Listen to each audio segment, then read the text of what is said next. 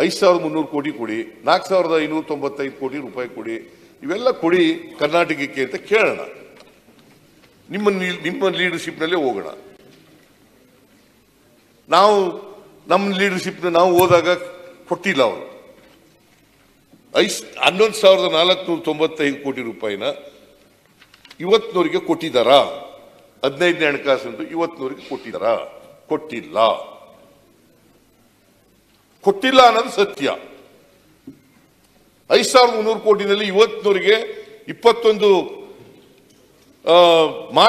February ತಿಂಗಳವರೆಗೆ ಕೊಟ್ಟಿಲ್ಲ. ಬಜೆಟ್ನಲ್ಲಿ ಹೇಳಿರ್ತಕ್ಕಂಥ ಹಣ ಅದನ್ನ ನೀವು ಕೊಡಿಸ್ಕೊಡಿ. ನಾನು ನಿಮಗೆ 100 ಕೋಟಿ ನಮಸ್ಕಾರ ಹೊಡಿತೀನಿ ಆನ್ ಬಿಹಾಫ್ ದಿ ಕನ್ನಡಿಗರ್ಸ್. 100 ಕೋಟಿ ನಮಸ್ಕಾರ ಹೊಡಿತೀನಿ. ಅದನ್ನ ಹೇಳಿದ್ರೆ ತಪ್ಪ?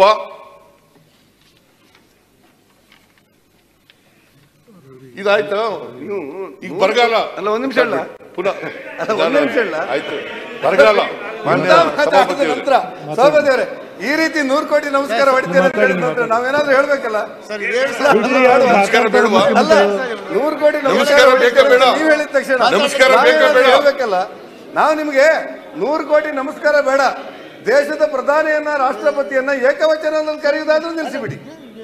ಗೌರವದಿಂದ ಮಾಡ್ತೀರಿ. ಹೇಳಿ ದೇಶದ ಪ್ರಧಾನಿಯನ್ನ ರಾಷ್ಟ್ರಪತಿಯನ್ನ ಮಾಡೋದು ನಿಲ್ಲಿಸಿ.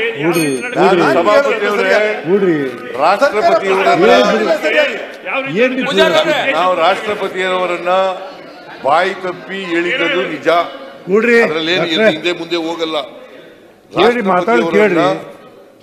ಶ್ರೀಮತಿ ಮುರ್ಮು ಅವರನ್ನ ಸಿಂಗುಲರ್ನಲ್ಲಿ ಹೇಳಿದ್ದದು ಅದು ಬಾಯಿ ತಪ್ಪಿ ಹೇಳಿದ್ದದು. ಅದಾದ್ಮೇಲೆ ವಿಷಾದ ವ್ಯಕ್ತಪಡಿಸಿದ್ದೇನೆ.